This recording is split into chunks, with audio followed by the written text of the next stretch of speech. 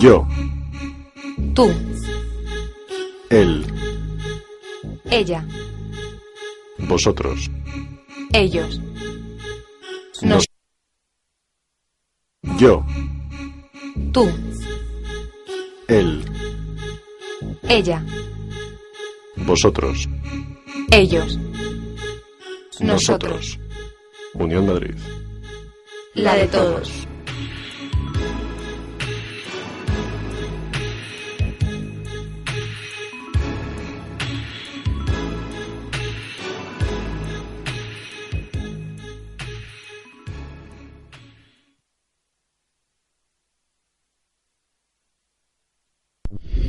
Bueno, muy buenas. Aquí estamos de vuelta. Bienvenidos a El Vórtice. Y comenzamos hoy con la lectura de un texto y luego entramos en materia. Si tenemos una crisis económica galopante y uno de los motivos de la misma ha sido la falta de transparencia en las cuentas de gastos y la falta de herramientas que posibiliten el control en la gestión de los presupuestos por parte del Estado, se deduce que los presupuestos se deduce de esta práctica que la ausencia de una buena regularización, control y seguimiento de cualquier gestión del Estado, de cualquier gestión de una empresa, lleva de forma general al establecimiento de costumbres y prácticas que no son del interés común. Imaginemos que esa ausencia de transparencia se asienta en una de las instituciones más vitales de cualquier Estado, los servicios secretos. De esto vamos a hablar hoy. Siguiendo la serie sobre la transición española y acompañados de un invitado único, haremos un repaso histórico de nuestros servicios secretos, compararemos nuestro actual CNI con los servicios de información de otros países y las legislaciones que regulan la actividad y transparencia de los mismos, y desde luego pondremos ejemplos del funcionamiento de estos.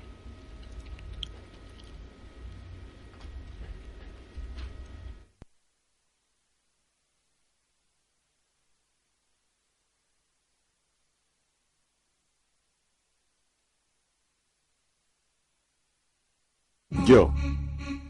Tú. Él. Ella. Vosotros. Ellos. Nosotros. Unión Madrid. La de todos.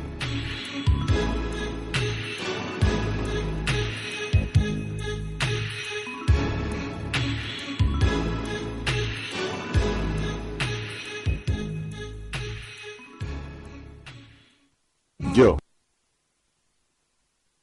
Bueno, pues hoy parece que no se sabe por qué no tenemos música de acompañamiento. En fin, tú me escuchas, ¿verdad, Diego? Bueno, pues hoy tenemos a Diego Camacho. Estamos de vuelta de vacaciones, muy buenas, esto es El Vórtice. Hemos empezado hoy a las 11:30 en una entrevista que yo creo va a ser bastante interesante. Continuamos, lo dicho, con esa serie de transición española. Transición o traición de unos ideales. Y, bueno, pues vamos a empezar. Hoy tenemos a Diego Camacho, también tenemos a Pilar Basega, que acaba de entrar aquí por la puerta. Y bueno, pues volvemos de vacaciones, algunos no nos hemos ido más que 2 días, pero aquí estamos. Y agradecer de nuevo a todos los que nos escucháis, a todos los que pincháis el podcast, a todos los que nos seguís de alguna manera. Hemos tenido bastantes comentarios últimamente en los programas que hemos estado, bueno, que hemos subido arriba a ivox.com, ya sabéis, www.ivox.com. Y tenemos también en la web del Vórtice, elvorticeradio.com. Bueno, pues ahí tenemos bastantes comentarios. Que sepáis que no hay ningún tipo de censura, así que todo aquel que quiera decir barbaridades pues está bienvenido, y el que diga cosas normales pues también se le da la bienvenida. No hay censura para esos comentarios, así que bueno, tampoco los visualizo yo previamente, así que el que cuelga los comentarios pues salen allí directamente. Eso es lo que esperamos, que sea un espacio, el del Vórtice, el de ivox.com y el del vórtice.com, pues abierto para las opiniones de cualquiera y bueno, pues para que sea un espacio de reflexión. Ya sabéis que nos podéis escuchar pues eso en directo aquí en www.unionmadrid.es, con pinchando en el icono de escucha y participa, y nos podéis escuchar también en directo a través de la pestaña del Vórtice, elvorticeradio.com. Para los próximos programas, aparte de este, pues tenemos bastantes programas interesantes. Tenemos a Máximo Sandín, que nos va a hablar de la biología, eugenesia y cómo eso se liga con con las élites actuales, la forma que tiene de pensar esta gente que dirige por lo menos el mundo anglosajón. Tenemos programas muy interesantes, por ejemplo, entrevistas con los vecinos de Torrelodones, a los cuales hemos ido a visitar, y nos van a ofrecer la alcaldesa, es decir, esos vecinos que han conseguido quitar de la poltrona a los chupatintas estos y a los sátrapas estos que nos van dirigiendo el país desde hace años. Bueno, pues les vamos a entrevistar porque nos van a ofrecer una nueva manera o otra forma o una manera de luchar contra la corrupción y contra la falta de transparencia precisamente en la administración pública. Son un ejemplo a seguir y creo que su ejemplo se puede aplicar a otros lugares de España.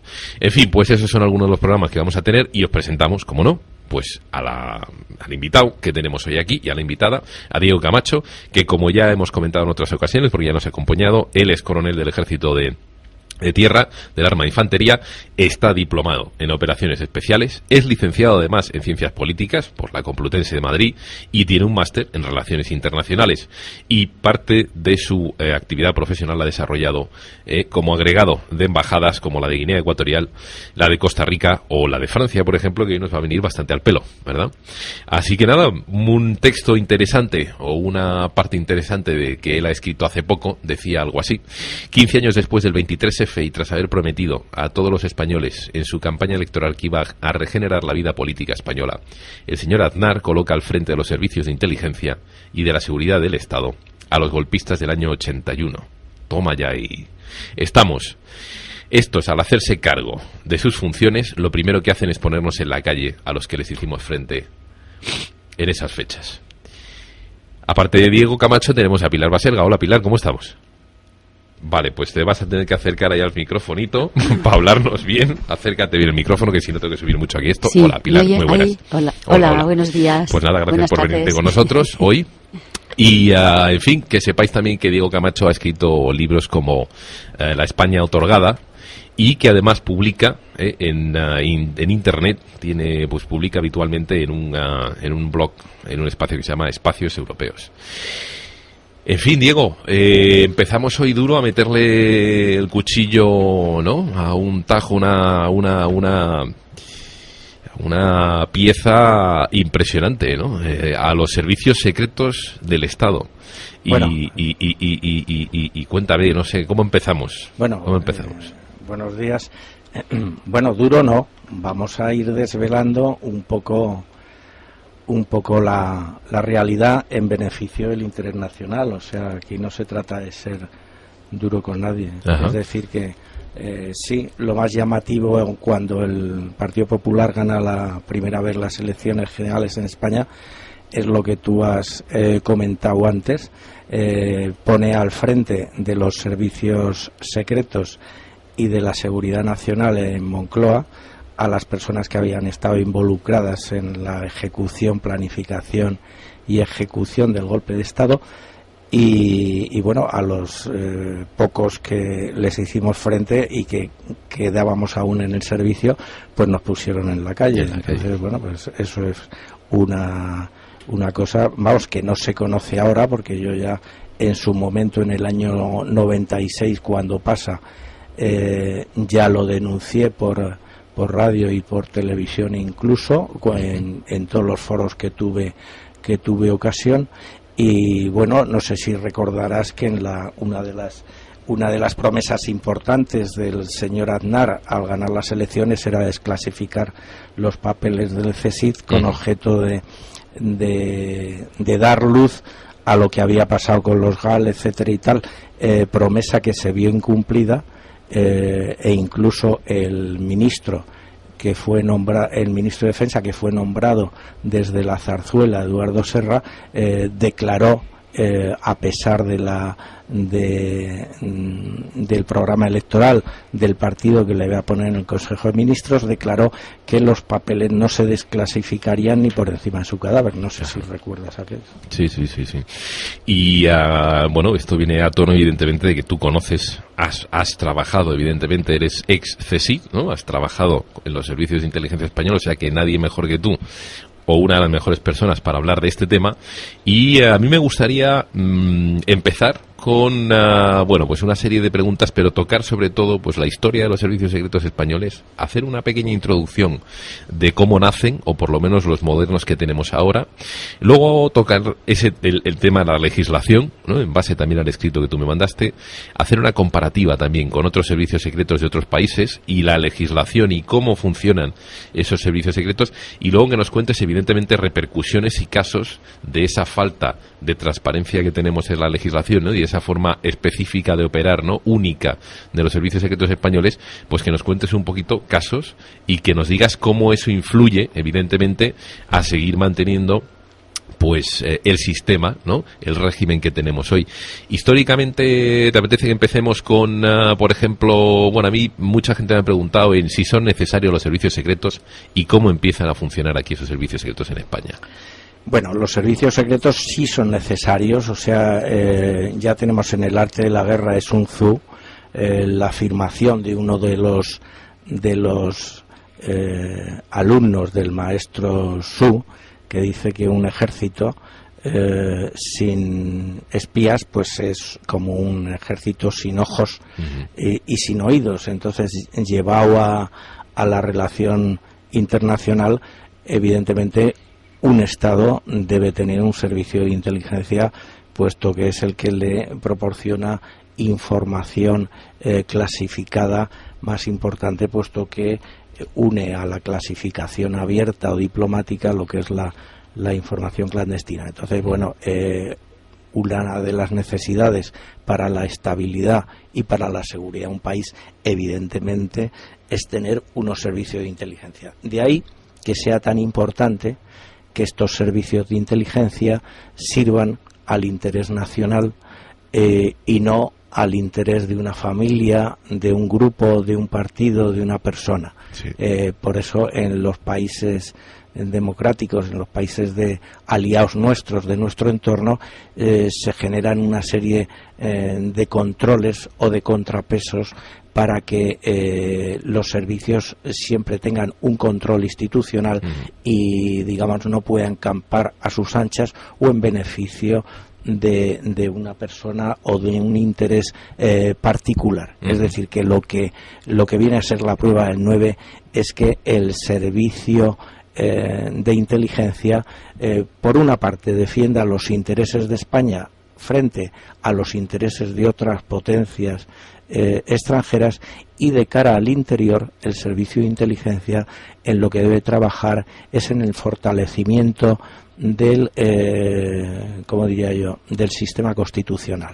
Es decir, que de cara al interior el servicio de inteligencia también tiene una función que, aparte de combatir las amenazas que puedan venir de elementos exteriores, como pueden ser organizaciones terroristas u organizaciones mafiosas, también tiene que luchar porque el fortalecimiento del Estado constitucional, del Estado de Derecho, sea cada vez más profundo y más eficaz.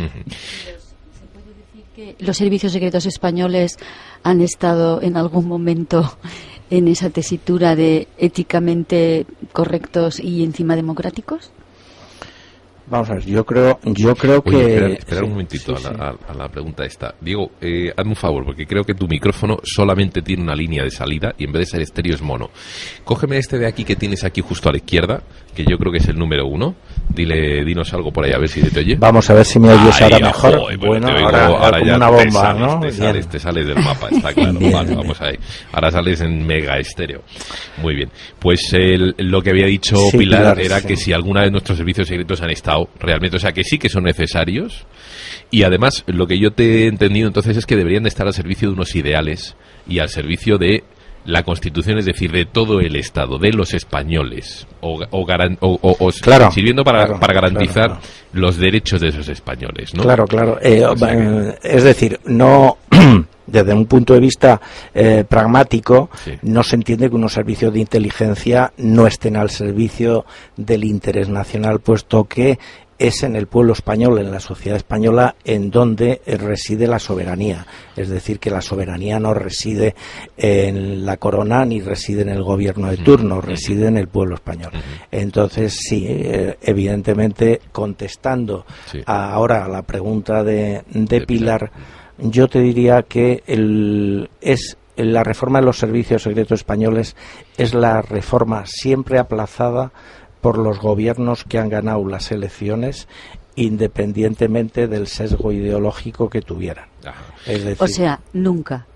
Es decir, nunca, efectivamente. La respuesta es que nunca. Todavía estamos, de forma más necesita mejorar. Escueta y directa ya está. Hay un corolario enseguida que uno se plantea, es ¿por qué esto ha sido así? Claro. Pues evidentemente porque tiene sus beneficios para el que ocupa el poder. Gozar de una herramienta similar sin ningún control político eficaz. Claro. Oye, Diego, entonces, ¿son necesarios históricamente, dinos los españoles, los servicios secretos españoles, de dónde salen, cómo nacen, por lo menos los modernos, y cuáles son esas primeras siglas, de dónde han venido, etcétera? Haznos un poquito una trayectoria histórica para que nos pongamos los servicios secretos españoles, su origen, pues viene de la Guerra Civil, puesto que, surgen de la información militar del Ejército Nacional vencedor de la Guerra Civil, y entonces ese es, un poco el origen de estos servicios de inteligencia. Posteriormente, estos servicios que tienen un grado incipiente de desarrollo en el aspecto operativo técnico, van a sufrir una modernización cuando, se organizan ya con el nombre de SECET, bajo el mando del almirante Carrero Blanco, en donde, debido a que ya España ha entrado en un proceso que históricamente conocemos como el franquismo sociológico, y donde, la agitación interna viene de la universidad y viene de las fábricas, del mundo obrero y tal, pues se orienta más este servicio hacia los problemas internos, con objeto de hacer prevalecer el objetivo más importante en aquellos días, que es mantener el orden, y se orientan sobre todo más ahí. Posteriormente, cuando muere el general Franco, se produce una reforma, en orientación, pero en orientación operativa, no en orientación espiritual. Ajá. Entonces, esta orientación operativa va a dar lugar al CSIC, al Centro Superior de Información de la Defensa, en donde se le va a enganchar, en vez de la Presidencia del Gobierno, se le va a enganchar del Ministerio de Defensa, y entonces van a surgir unas misiones ya en el exterior, en la defensa de los intereses españoles en el exterior, y se va a olvidar un poco el aspecto previo a la muerte de Franco, que ha mencionado antes, de la universidad y del mundo obrero, si bien va a ser sustituido por una preocupación de involución en España, que sería lo que conocimos en su tiempo como el ruido de sables. Es decir, que este nuevo servicio va a adoptar unas formas diferentes en objetivos, se va a ampliar hacia el exterior, pero el modus operandi va a seguir igual. Es decir, en toda la transición podemos decir que la reforma de los servicios secretos en profundidad es una asignatura pendiente que tiene el Estado, y por supuesto una responsabilidad que tienen los partidos que han gozado del poder en España, ¿no? Y nos hemos quedado en el CSIC, y luego ya llega el CNI. Luego ya llega el CNI cuando se ve o se constata digamos, un hecho muy feo para un servicio de inteligencia, que es su participación en un golpe de Estado, en torcer el brazo al sistema democrático, entonces, bueno, se propugna una nueva reforma que tiene unos elementos nuevos, como puede ser la creación de un juez ad hoc y como puede ser sobre todo el cambio de nombre para que no se identifique el servicio actual con el servicio aquel, digamos, que le puso la alfombra mágica a Tejero para que llegara al Congreso. ¿No? Pues dime, Pilar. ¿El CSIC sigue existiendo? No, el CSIC no existe ya, existe el CNI. El CNI ahora. El Centro Nacional de ¿Que es Inteligencia. ese que está en la Nacional 6? Sí. Es decir, el CSIC cambia de nombre, hay algunas nuevas pero es el mismo reformas perro, cosméticas, mismo perro con el mismo pero collar, no, con distintos exactamente, sigue conformando ese poder un poco sustraído al interés nacional. Pero lo que es importante dejar claro, no porque el CSIC sea en sí un poder fáctico que impida esa situación, sino porque los que dirigen en cada momento el CSIC están interesados en que ese poder, esa herramienta, esté bajo la férula de sus intereses de partido o de sus intereses, en el caso de la corona, pues de la corona, y no dejan esa reforma. Pero no porque el CSIC, digamos, la cúpula que hay allí, esté interesada en servir fundamentalmente los intereses particulares. ¿Y quién nombra a las personas que trabajan en el CNI y en el CSIC? Bueno, en la cúpula la gente que nombra es o bien el gobierno, o bien la Casa Real, o bien el gobierno con el permiso de la Casa Real, a personas de suficiente confianza, digamos, para mantener este status quo. Es decir, que todos los gobiernos han sido, y Juan Carlos, han sido todos cómplices de que el servicio de secretos no cumpla su función. La función para la que debía estar diseñado. Claro. Esto tan es así, lo observamos en el nombramiento del propio director general. En los países aliados nuestros, por ejemplo, el presidente de los Estados Unidos, cuando quiere un director de la CIA, propone ese director de la CIA, y ese director de la CIA se examina en el Senado de los Estados Unidos, y es el Senado de los Estados Unidos quien ratifica el nombramiento. Es decir, en ningún caso el Poder Ejecutivo nombra y a dedo, publica, ¿no? Bueno, sí, a dedo sí, pero que en Estados Unidos, a diferencia, existe un control. Y si no pasa ese control, el presidente, como ha pasado en alguna ocasión, tiene que nombrar a un nuevo candidato.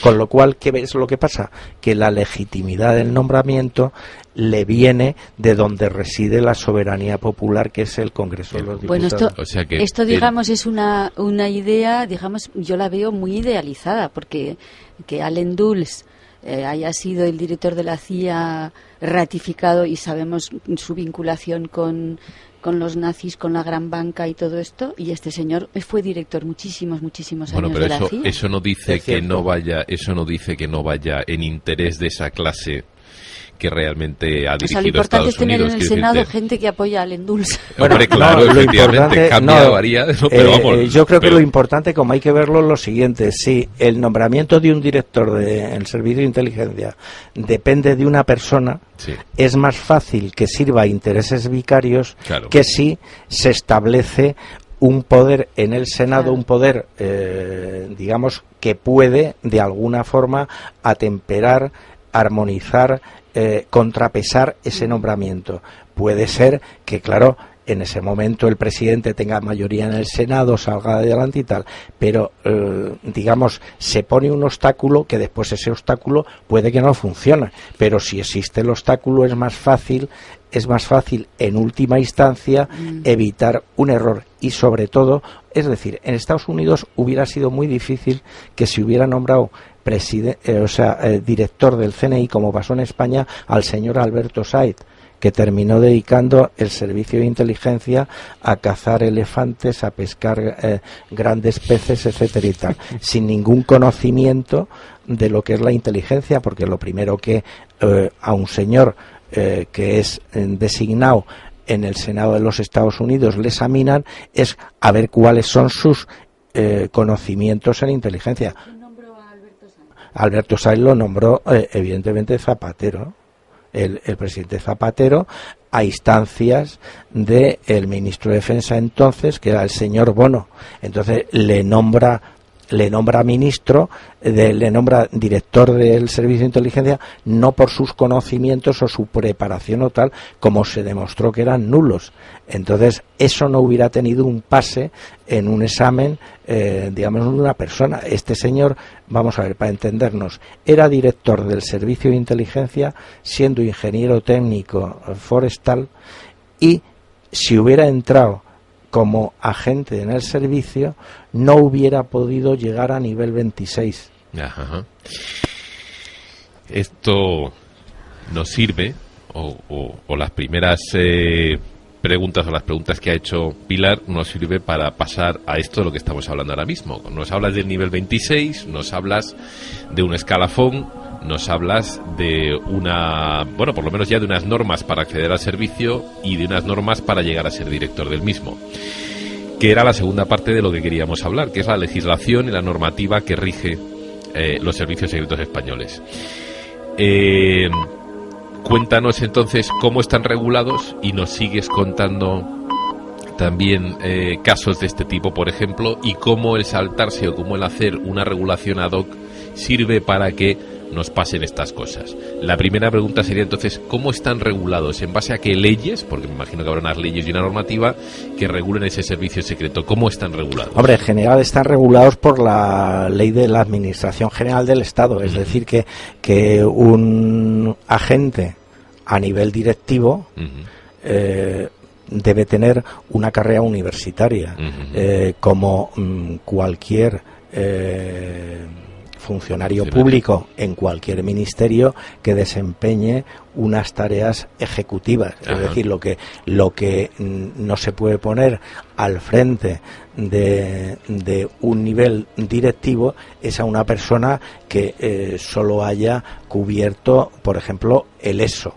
Es decir, que tú no, si te empiezas a utilizar el dedo para poner gente directiva que teóricamente no tiene una preparación básica, pues evidentemente si eso lo generalizas, el resultado final no va a ser bueno. Claro. Y evidentemente dentro de esos niveles de la Administración General del Estado, lógicamente después para determinadas responsabilidades se elige personas en las que tú tengas confianza para desarrollar una determinada labor. Pero si el nombramiento de base no está acorde con lo racional, y entonces empiezas a poner a gente analfabeta por encima de la gente que es doctora en cualquier circunstancia, en cualquier ámbito del conocimiento, pues si eso lo generalizas, pues evidentemente yo creo que el resultado no va a ser bueno.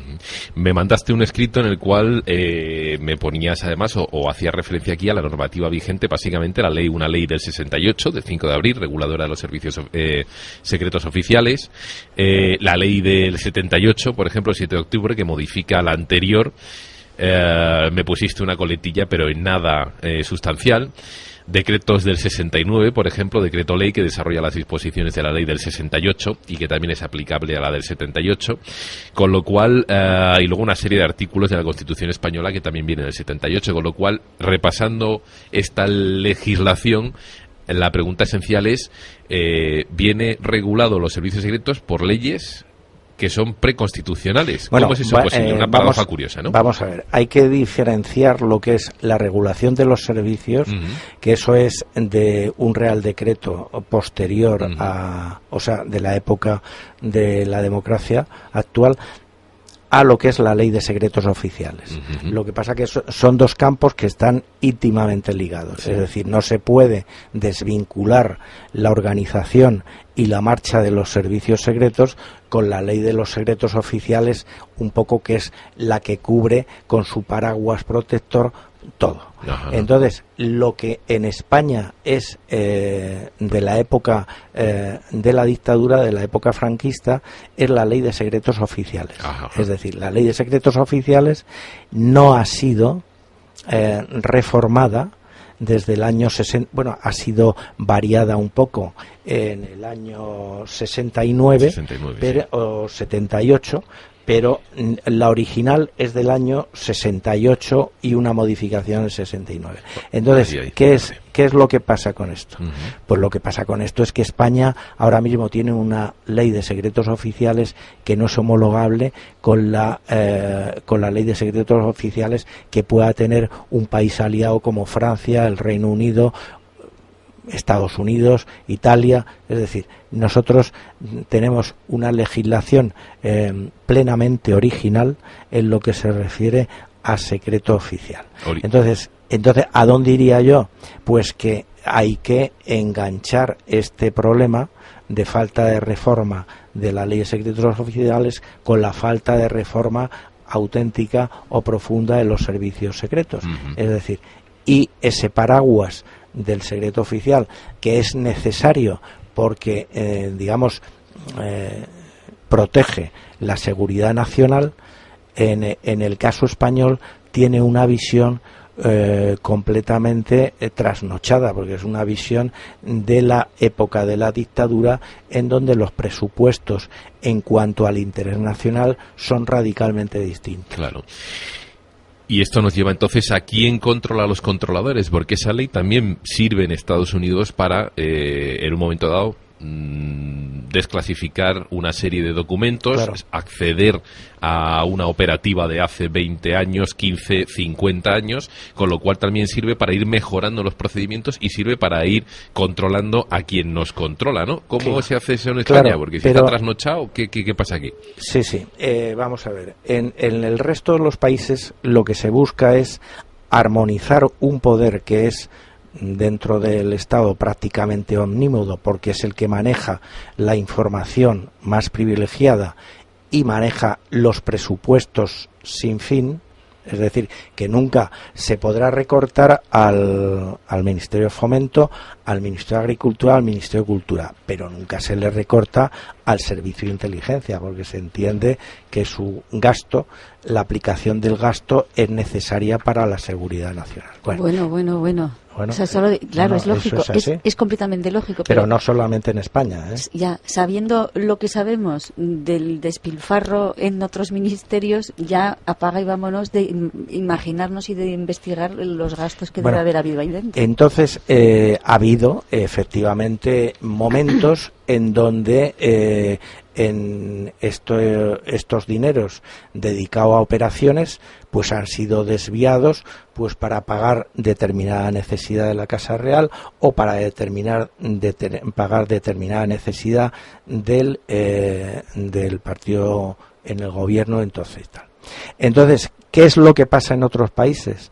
En otros países lo que pasa no es que los fondos reservados estén para el conocimiento del público en general, pero sí hay una comisión que se llama una comisión de inteligencia en el Congreso de los Estados Unidos, por ejemplo, o en la Asamblea Francesa, sí, en donde regularmente, por ley, el director de ese servicio, de la CIA, o del FBI, o del organismo que sea, todos los años no da detalle de cómo se ha gastado, sino dentro de las grandes líneas de acción es examinado en esa comisión para ver si el gasto se ha aplicado adecuadamente. Es decir, por poner un caso nuestro, imaginemos, España es un país que tiene una serie de amenazas X.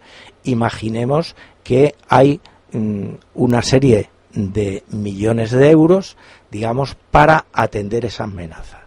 Bueno, si yo no doy cuenta anualmente de la aplicación del gasto, evidentemente el director de ese servicio o el ministro de quien dependa puede orientar ese gasto a ámbitos que no afectan a la seguridad nacional o que no están en primera prioridad. Sin embargo, si un órgano legislativo es el que dice, oiga, usted se está gastando en Sri Lanka lo que teníamos presupuestado para Marruecos, es evidente que para España hay una mayor preocupación en Marruecos que en Sri Lanka. Pero claro, en el proceso de aplicación del gasto actual eso no sería controlable. Ajá. Una pregunta entonces. Me estás diciendo que el control se lleva a cabo, básicamente una de las formas de controlar es a través de los resultados, en realidad. Cuando yo me fijo en España y veo, por ejemplo, la proyección que íbamos a tener internacional con Aznar en Irak, en Afganistán, ahora la hemos continuado con Zapatero y ahora con Rajoy, y veo los resultados, realmente veo que entonces nuestros servicios secretos están muy malamente apoyados, malamente atendidos, y alguien se está llevando el dinero a otro lado. Porque si tenemos el caso, por ejemplo, del convoy en Irak, en los cuales mataron a 4 personas, ¿no? 4 operativos del CNI. 7, perdón. Y iban, en fin, en una misión que yo, en fin, no soy experto, eso me lo dices tú, pero por lo que yo leí en prensa y por lo que compañeros me ha comentado, alguno que otro militar tengo, iban muy mal equipados y iban además, y tenían mala protección, mala cobertura, no se les apoyaba lo que se les tenía que apoyar. Entonces, el dinero, ¿dónde se está yendo? ¿Se está yendo a las cacerías de otro señor o dónde se está yendo? Bueno, pero vamos a ver, el problema siempre radica en lo mismo. El problema radica en que desde el punto de vista político no ha existido en España interés en que los servicios de inteligencia se orienten en la defensa del interés nacional. Entonces, desde el momento que del nivel político no funciona esta necesidad... Eso como, perdona, es que lo que acabas de decir me salta los tapones de la lógica. ¿Por qué? ¿Cómo puede ser que un gobierno no oriente los servicios secretos en dirección del interés nacional y que no le interese eso? Bueno, pues, por ejemplo, en la época de Felipe González, yo creo que todo el mundo se acuerda del caso de Crillon, donde se utilizaron fondos reservados para una necesidad política del Partido Socialista. Yo creo que todo el mundo en España también conoce las veces que el Servicio de Inteligencia ha tenido que actuar de cara a la señora Bárbara Rey en relación con una supuesta relación que había mantenido con el jefe del Estado. Es decir, que te saltan los tapones, pero evidentemente el problema es que en España desde hace mucho tiempo y cada vez más a más españoles nos están saltando los tapones de las cosas que pasan. Entonces, yo lo que te digo es que evidentemente en España no existe un control sobre los servicios secretos similar al que existe en otros países aliados. Es más, yo te podría hacer la pregunta si tú comprendes por qué el jefe del servicio secreto tiene que despachar con Su Majestad el Rey. El Rey constitucionalmente no tiene ninguna capacidad de decisión política y solamente puede tomar decisiones referentes a su casa real. Entonces, el rey de España como jefe del Estado debe estar perfectamente informado por razones evidentes, pero quien le debe informar al presidente al jefe del Estado de la información privilegiada no es el director del servicio, claro, es el presidente del gobierno. Porque el servicio está... Porque donde está el poder ejecutivo es en el presidente del gobierno. Esto significa que el rey tiene muchísimo más poder del que constitucionalmente se le aplica, la Constitución le reconoce, y eso en definitiva va en contra de la estabilidad de la monarquía, porque esa asunción de responsabilidades que están fuera de la Constitución terminan volviéndose como un boomerang contra la institución. A pesar de que algunos cortesanos, digamos, le estén haciendo, digamos, el caldo gordo. ¿Pero esto es responsabilidad del presidente del gobierno? ¿Es responsabilidad del rey o de los servicios secretos? Porque no, es responsabilidad del presidente del gobierno. Y el jefe de los servicios secretos podría negarse a hablar con el rey y a contarle... Bueno, evidentemente toda persona puede negarse, pero en España sabemos que la persona que se niega ocupando cierto cargo no sale en la foto. Entonces hay que encontrar una persona, evidentemente, que esté dispuesta a no salir en la foto, pero entonces nombran a otro. Entonces a lo que yo voy no es a buscar el heroísmo en el director del servicio de inteligencia o en la persona concreta que tal. A lo que yo voy es a crear una serie de mecanismos institucionales que permitan que los servicios de inteligencia trabajen en beneficio del interés nacional y que sus agentes, tanto agentes como directivos de ese servicio de inteligencia, para cumplir con su obligación referente al pueblo español y al ciudadano, no tengan que convertirse en unos héroes. Lo estamos viendo en el Ministerio del Interior. En el Ministerio del Interior acaba de saltar el caso Interligare de la escucha del PP por parte de una empresa privada que estaba situada enfrente de las oficinas del PP. Y bueno, ha saltado este asunto y sorprendentemente el partido afectado por esas escuchas, que es el PP, ha cesado a los policías que estaban investigando el tema, en vez de empapelar a la gente, digamos, que había contratado esta empresa y que había iniciado todo el proceso. Porque es que lo que no hay que olvidar es que cuando un servicio de inteligencia o una persona normal ejecuta un trabajo fuera de la ley en beneficio de un interés privado, automáticamente el beneficiario de ese trabajo queda sujeto al chantaje de quien le ha hecho el trabajo. Evidentemente, claro, evidentemente. ¿O no? Pues con esto, entrábamos en las siguientes preguntas que te iba a hacer, que eran, evidentemente, qué intereses defienden, claro, los servicios secretos. Ya está muy claro si están, si las personas, ¿no?, que regulan la designación de ese director. ¿Se ha salido el cable? No. Dime. El aparcamiento. Tenemos todavía, sí, 12 y cuarto. Sí, 12 y cuarto.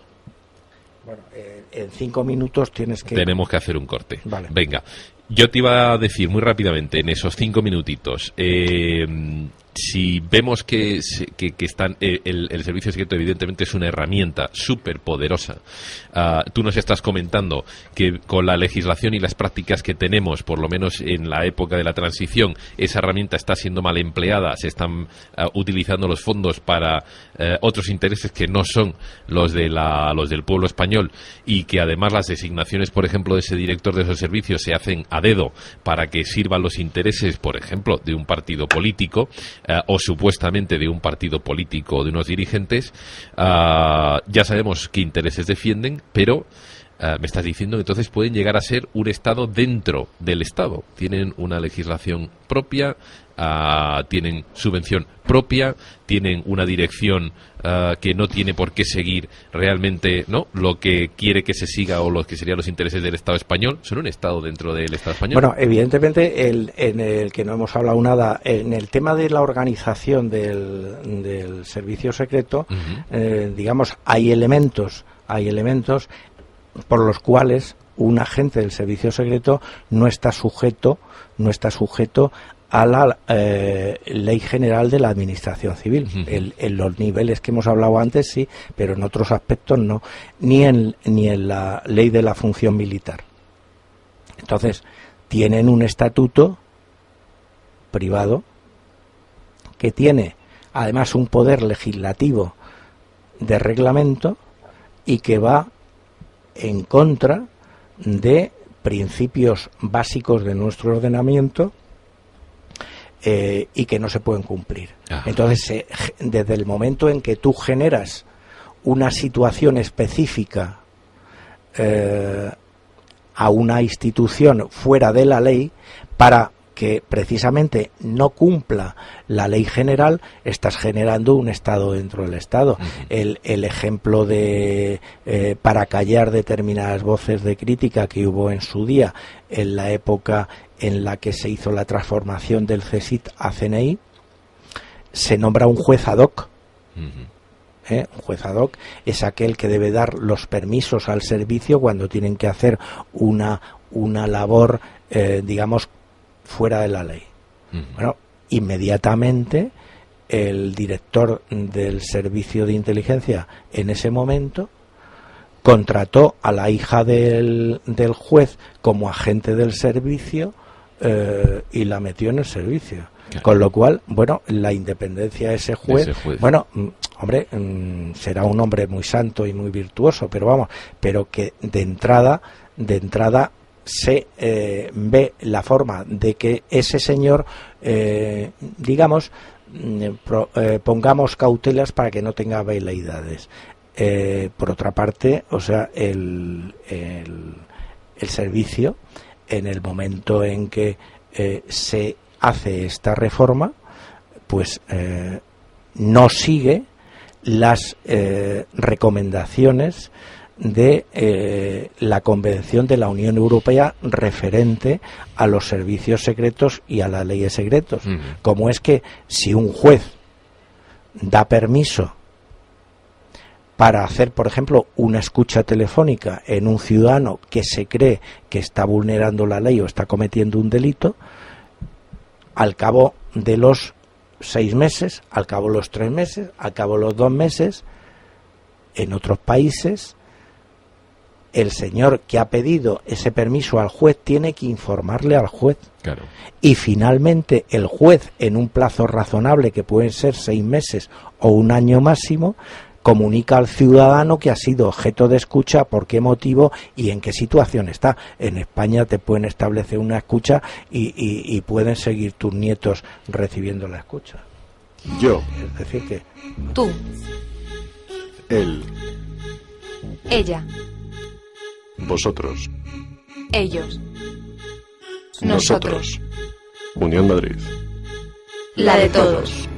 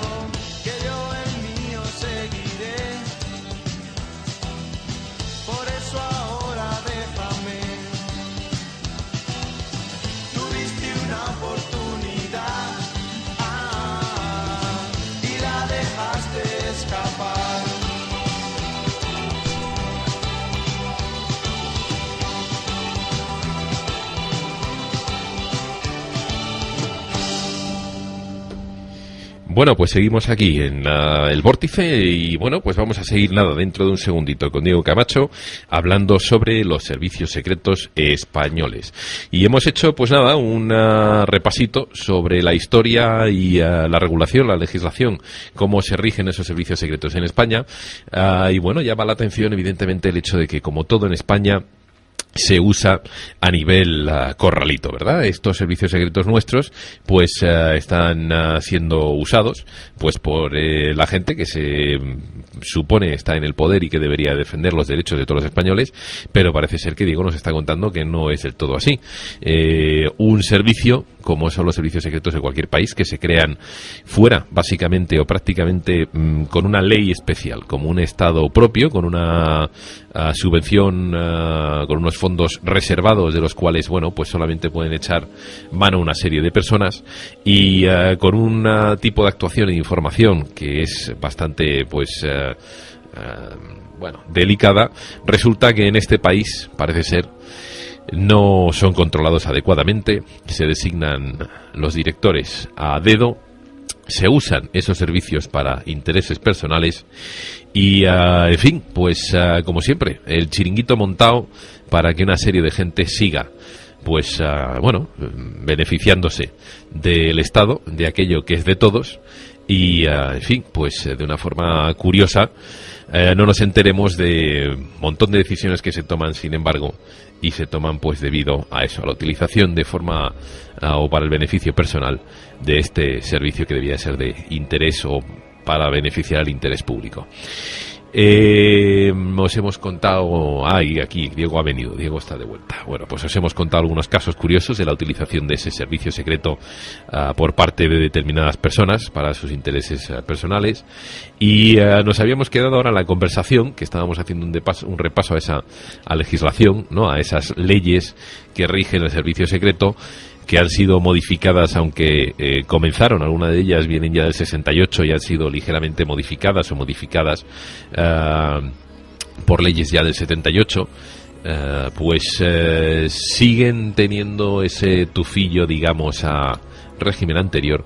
Y nos habíamos quedado en qué intereses entonces defienden realmente los servicios secretos españoles. Sí, Diego nos había dicho afirmativamente a la pregunta de si son un Estado entre el Estado, lo son. Y con eso yo saltaba a la siguiente pregunta, y es que si tú creas un servicio que está ligeramente fuera de la ley, con una ley propia, con una subvención propia, un Estado dentro del Estado, ¿cómo narices controlas ese servicio? ¿Qué herramientas de qué herramientas dispone el Estado español para controlar las actividades de ese servicio, suponiendo que los políticos y quienes lo dirigen quieran realmente controlar ese servicio? ¿Cómo podríamos los ciudadanos, es decir, los representantes de los ciudadanos, controlar el servicio secreto, las actividades, gastos, etcétera, de ese servicio secreto? ¿Y qué propondrías tú, Diego, entonces, para el control de esos servicios secretos? ¿Qué propondrías de cambio de legislación y de herramientas, ¿no?, activa, de procedimientos para controlar realmente esos servicios secretos?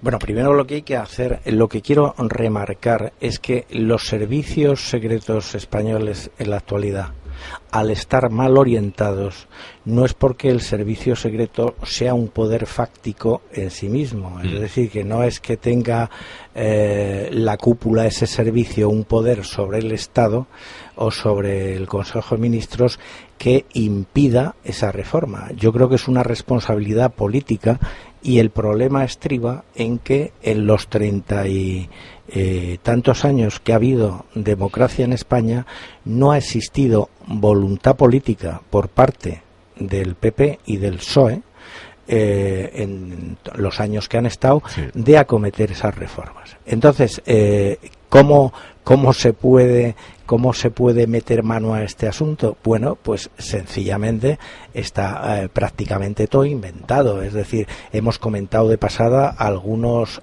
elementos. En primer lugar, el jefe del servicio de inteligencia debe ser un hombre que, por ser de la plena confianza del presidente del gobierno, tiene que ser nombrado por el presidente del gobierno, como pasa en la actualidad, evidentemente, pero debe ser ratificado por el Congreso de los Diputados. ¿Por qué? Porque al venirle en última instancia el nombramiento al director del servicio por parte del Congreso de los Diputados, donde reside la soberanía nacional, la lealtad de esta persona en su nombramiento queda residenciada y queda ubicada en la soberanía nacional. Si es nombrado a dedo por un presidente del Consejo de Ministros y nadie más entiende del asunto, evidentemente la lealtad de ese funcionario, de ese alto funcionario, está hacia el que le ha nombrado. Ajá. En este caso yo creo que es esencial eso. Segundo tema, el presidente el director del servicio de inteligencia, igual que pasa en el resto de los servicios de inteligencia del mundo, debe reportar anualmente, por lo menos una vez, o cuando sea convocado, si hay una situación que así lo necesita, debe reportar al Congreso de los Diputados, que es quien le ha nombrado, digamos, cómo está aplicando el gasto, no en detalle y en meterse en detalles operativos ni tal, sino únicamente explicando en qué ámbitos de importancia está trabajando ese servicio. ¿Por qué? Porque además es como una información necesaria que deben tener los congresistas, los diputados, para saber en qué, operaciones está metida España, es decir, qué es lo que a España le afecta. ¿Cuántas veces hemos dicho nosotros, cuando hay un cambio de gobierno, parece mentira que no haya consenso en las relaciones exteriores o que haya esos bandazos? Bueno, pues esos bandazos muchas veces se deben al desconocimiento de una información que un señor que está en la Comisión de Inteligencia del Congreso de los Diputados debe poseer. Y si en algún momento traiciona esa confianza, pues debe haber una legislación por lo cual se le pueda empapelar a un señor que está poniendo en riesgo la seguridad nacional. Otro tema importante es que la inteligencia del Estado, que tiene dos ámbitos diferenciados claros, como son el exterior y el interior, deben estar separados. Es decir, en Estados Unidos, que es un país mucho más complejo, más importante y con más necesidades de seguridad que España, nunca ha estado unido el FBI a la CIA. En Gran Bretaña nunca ha estado unido bajo una misma cúpula de mando el MI5 del MI6. En Francia nunca ha estado la DST unida a la DGSE. Es decir, que en todos los países estos ámbitos interior y exterior, digamos, están diferenciados. Ahora, una vez que están diferenciados, luego sí existe en esa organización estatal un órgano que coordina esa información, pero lo que no se puede hacer es que la información privilegiada de un país tenga el filtro de una sola persona, que eso es lo que pasa en España en la actualidad. ¿Quién es esa sola persona? El director del servicio. El director del servicio, en el momento en que él recopila toda la información, él decide en... ¿El ingeniero forestal en tiempos de Zapatero? El ingeniero forestal. Vale, que caza elefantes. Bueno, yo puedo hacer una intervención, yo me pongo en lugar del oyente, ¿no? ¿Vale? Porque yo no soy experta en absoluto en lo que se está hablando. Y bien, entonces, la foto que estoy sacando es que los servicios secretos españoles se rigen por una legislación franquista, que tienen una estructura en la que interior y exterior están unidos bajo un mismo director. ¿Exactamente por qué? Porque eso se hizo en tiempos de Franco, en la que solamente había una preocupación interior, ¿no? Después, veo que el Parlamento, que podría ejercer un control y solicitar un control y una información sobre en qué se gasta el dinero de los servicios secretos españoles, no hacen su trabajo. Luego, en el 96, Aznar nombra como director de los servicios secretos a los que estaban implicados en el 81, es decir, y no me extraña que se meta que no se puede investigar las muertes de Franco de hace 70 años. Es que están los mismos siempre. Vivimos. Yo creo que Franco no ha muerto, que nos han contado una mentira. Ya. Franco no ha muerto. Estamos en un sistema franquista. Y además es consentido, porque en el fondo Aznar, Zapatero y todos los propios parlamentarios, aparentemente lo único que les preocupa es mantenerse en la poltrona. El interés nacional, el interés de la soberanía española es que les trae al pairo. ¿Les da igual? Bueno, esto se ha visto, por ejemplo, en el nombramiento de los 3 gobiernos del Partido Popular, los 2 primeros de Aznar y el tercero de Rajoy, en el nombramiento de los ministros de Defensa. Es decir, el designado por las elecciones, en el primer caso Aznar, llega al Palacio de la Zarzuela para presentar su lista de ministros. En el primer término iba el ministro de Defensa en la primera legislatura de Aznar, iba el señor Rafael Arias Salgado, y el rey le indica que conviene poner al señor Eduardo Serra. En la segunda legislatura lleva a Álvarez Cascos de ministro de Defensa a Aznar y se le vuelve a indicar que conviene poner a Federico Trillo. En el actual presidente Rajoy lleva de ministro de Defensa in pectore al señor Ruiz Gallardón y se pone al señor Morenés, cuya vinculación con la Casa Real y tal. Es decir, ya estamos... Y las empresas de armamento. Entonces, estamos ya viendo cómo una cosa tan importante como es el nombramiento del Consejo de Ministros está mediatizado. Bien. Ahora, yo cuando veo a Juan Carlos, lo siento, pero no creo que sea un lumbreras. Lo siento. No creo que a él se le ocurra y sepa tan perfectamente cuál es la persona más idónea. Yo creo que Juan Carlos obedece a otras personas que le están diciendo lo que tiene que decir en la elección del ministro de Defensa. Eso es lo que yo no tengo ni idea, es evidente, pero eso es el arcano que yo ya desconozco. Yo lo único que veo es el hecho palpable que aparece a la luz de todos los españoles. Yo, digamos, el que está detrás de la cortina, el que está en las bambalinas, pero es que es el evidente, que está diciendo Juan interesa Carlos es que esto. No puede, no tiene, no. Pero no puede, además, fíjate un tema esencial. Estrategia. Esta intervención de Zarzuela en el nombramiento del ministro de Defensa se ha producido siempre con un gobierno del PP. Nunca con un gobierno del PSOE. Curioso, eso es curioso. Eso es un dato, está ahí. Sí.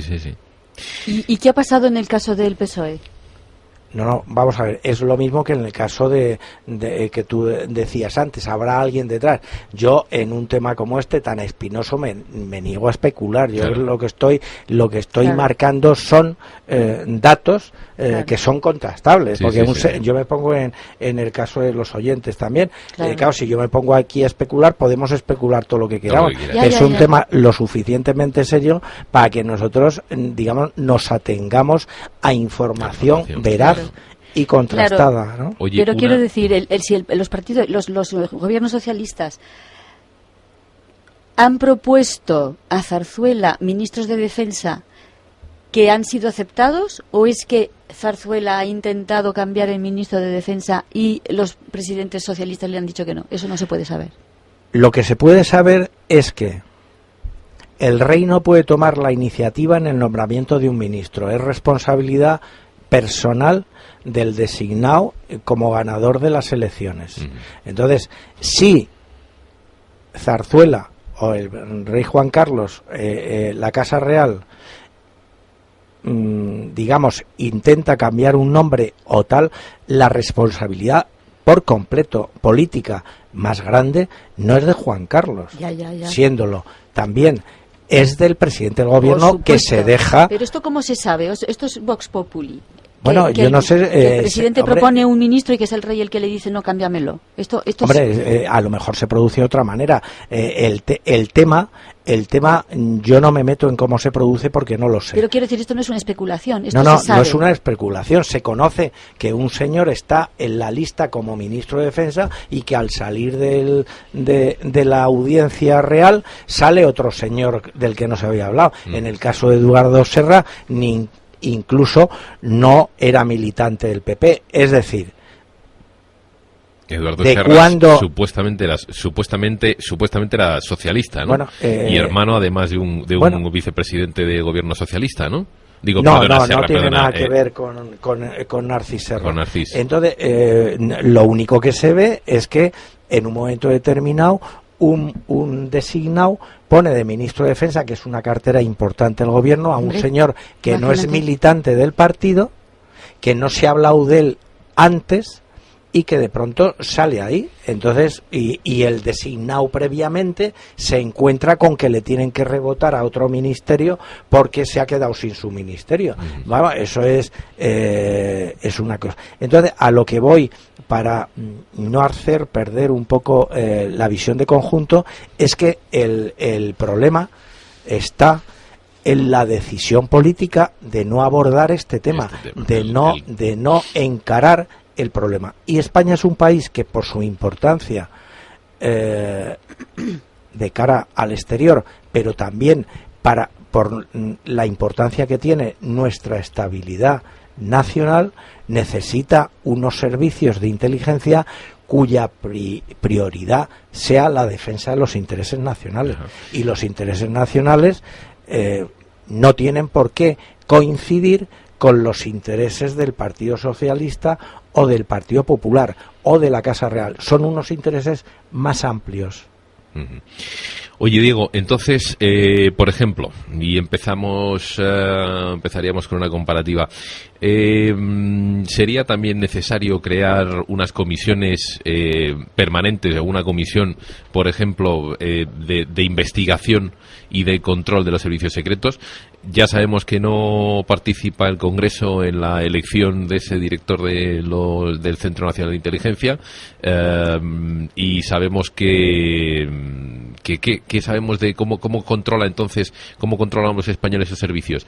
¿Una comisión de investigación sería pertinente, de preguntas, etcétera, cada 4 meses, 6 meses, un año? ¿Te dices la comparecencia del director? No controlan. Vamos a ver, en España, en el Congreso de los Diputados tiene una comisión de Agricultura, una comisión de Pesca, una comisión de Defensa. Entonces, en el tema de la inteligencia se ha metido en la Comisión de Defensa como si fuera un colgajo, es decir, que en la defensa nacional y los intereses nacionales tienen una importancia en la organización, el funcionamiento del Congreso de los Diputados completamente subsidiaria.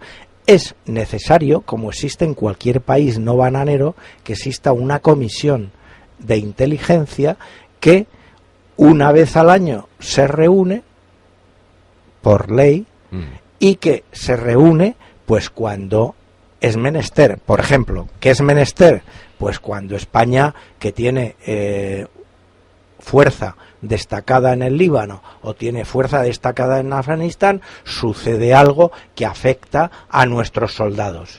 Cuando a un soldado español lo matan porque lleva va montado en un vehículo blindado obsoleto o lleva un chaleco en malas condiciones, mientras a lo mejor su ministro lleva un coche por Madrid cuyo blindaje ha costado una millonada, etcétera. Es decir, el Congreso de los Diputados, si tiene esa comisión, puede controlar, puede poner el acento de la soberanía popular en cosas que cuando tenemos el soldado muerto todo el mundo a llorar. Sí. Pero bueno, es que hay que tratar de evitar el soldado muerto siempre que sea posible. O sea, yo propongo una solución mucho más barata, que nos vayamos de cualquier guerra internacional que no nos interesa para nada, porque que se nos ha perdido en Afganistán. De acuerdo, esa es otra historia, pero yo estaba hablando de la situación que España tiene creada, no me estaba metiendo en la idoneidad si es de estar ahí o no.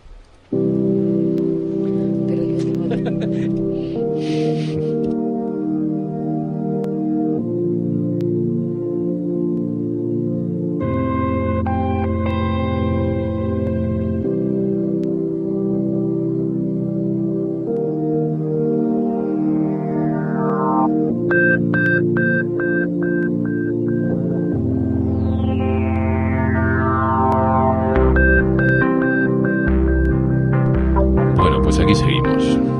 en el Vórtice, en tu programa favorito, seguro que ya lo tienes puesto ahí en favoritos de el Facebook y en favoritos de la internet y cosas de estas. Seguimos con Diego Camacho, seguimos con Pilar Baselga, seguimos hablando de los servicios secretos españoles, seguimos hablando pues un poquito de la historia que nos ha contado Diego de esos servicios secretos españoles. Hemos hablado también de la legislación, cómo se rigen esos servicios secretos, un poquito evidentemente mezclado con el uso que se le da en España y con la falta de control que hay por parte de las instituciones que nos representan a todos los españoles, a pesar de que esos servicios secretos deben de ser utilizados y de trabajar en favor de los intereses comunes de todos los españoles, sea como fuere.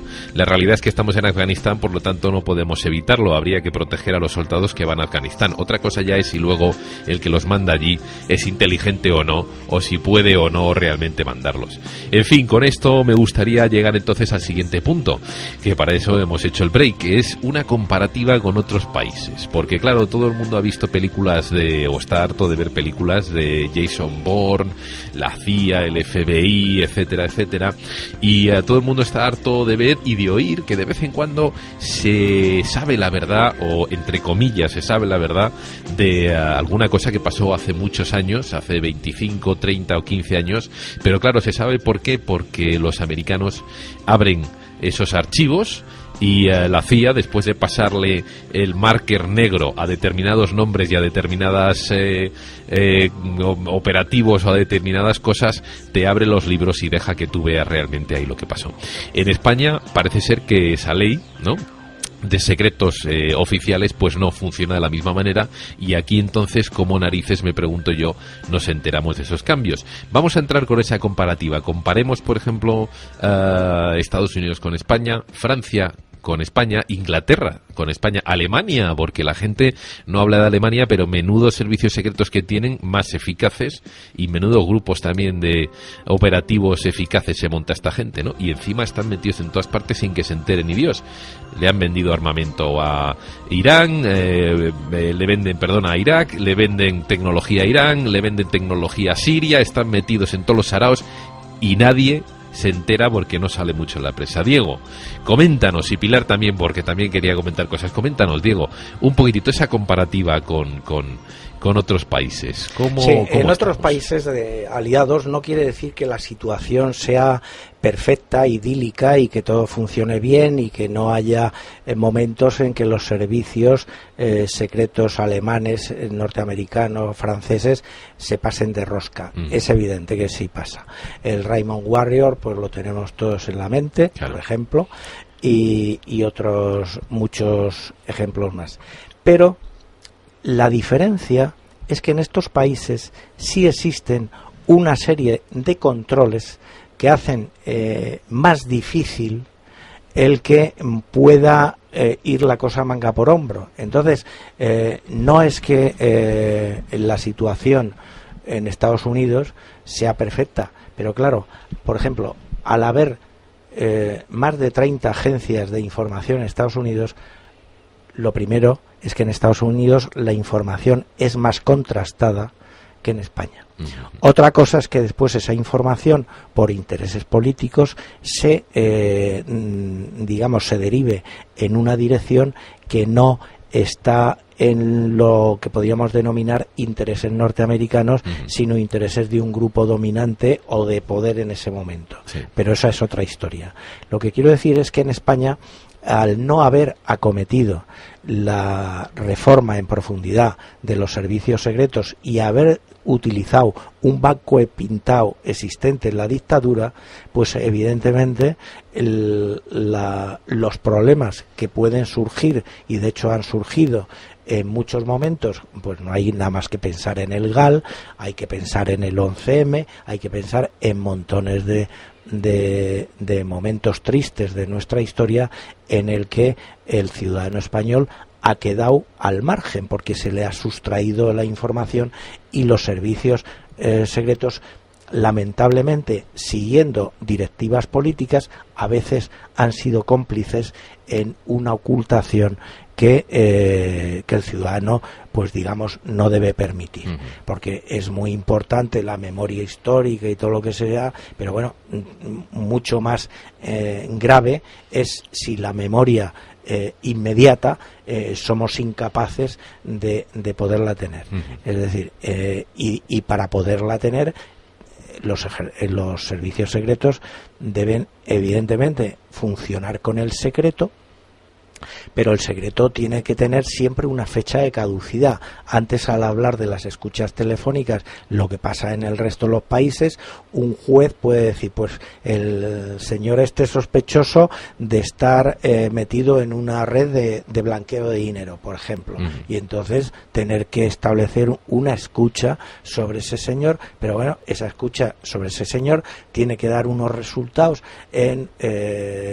a los 30 días, a los 60 días, a los 6 meses, y entonces ese señor no puede entrar en el campo de los jubilados siendo objetivo sin que el juez haya tenido noticia de que ha estado implicado realmente o no. Es decir, que tú en un momento a un ciudadano le puedes quitar las garantías de defensa judicial efectiva, pero siempre tiene que ser por un motivo justificado y tiene que ser por un tiempo determinado. Y después la autoridad que ha ordenado eso tiene que, evidentemente, si el señor es culpable, pues tener los mecanismos penales para que el señor ingrese en prisión, y si el señor es inocente, tener la suficiente honestidad de decirle, mire, con usted nos equivocamos, le hemos estado escuchando 4 meses y usted para nosotros es una persona totalmente limpia. Es decir, eso es lo que genera confianza en las medidas de gobierno y que genera confianza en los servicios de inteligencia. Un servicio de inteligencia nunca debe ser percibido por un ciudadano como era en tiempo del franquismo, como un señor que me está escuchando o está mirando mi vida con lupa y el que es un enemigo. Un servicio de inteligencia debe ser percibido por el ciudadano como una institución que defiende mis intereses y mi seguridad. Y entonces, como tal, es por lo que yo estoy hablando aquí, porque mi ideal de un servicio de inteligencia es que funcione en esos parámetros, igual que para mí un Ministerio de Asuntos Exteriores debe funcionar en los parámetros del interés nacional de España en el exterior, no del interés de una determinada élite que en ese momento esté gobernando en España, ¿no? ¿Es el caso español único? Porque decíamos lo de comparar y antes me has comentado, ¿no? ¿Es el caso español único por lo original que es? Es único totalmente, es completamente original, es decir, cualquiera... Qué bonito eufemismo, claro. Es genial, es muy único. Sí. Cualquiera que conozca, bueno, yo en concreto conozco los servicios secretos franceses, conozco un poco los servicios alemanes y norteamericanos, ingleses y tal, y evidentemente nuestro servicio se parece mucho más en el aspecto que estoy comentando a los servicios marroquíes. Claro. Vaya. Pues sí. Menuda ¿Y comparación. Portugal? O en Portugal no lo conozco bien. O en su día a lo que eran los servicios secretos rumanos o los servicios secretos soviéticos.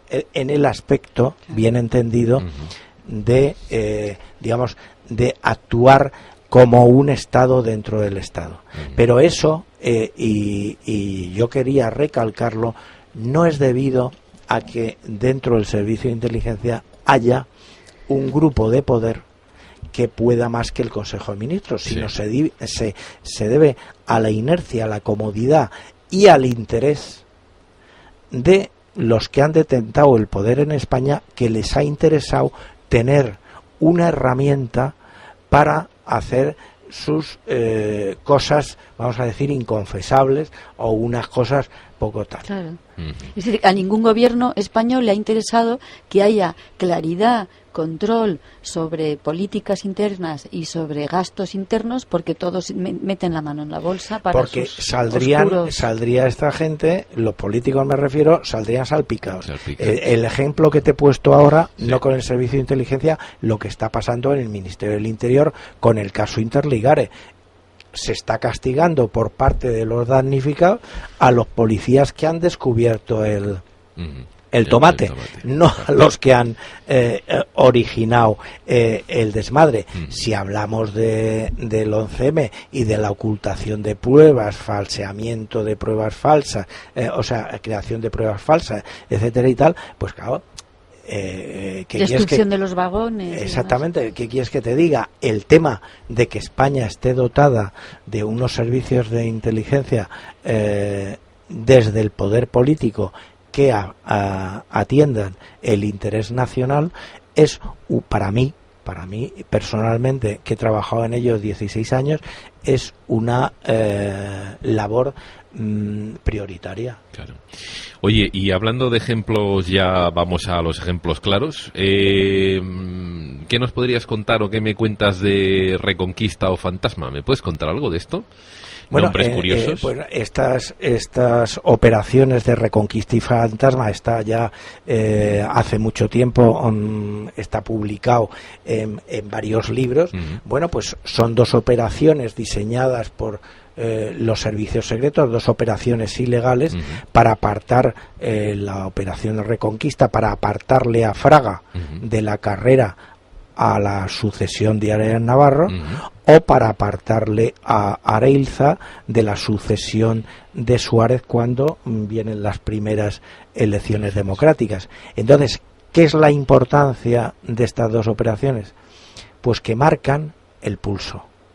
Es decir, los servicios secretos actúan en beneficio, en el caso de Areilza, por ejemplo, en beneficio de Suárez, para que Areilza no pueda ser el presidente de la Unión de Centro Democrático, y posteriormente, cuando esa operación ha tenido éxito y Areilza se va a su casa, ¿qué es lo que pasa?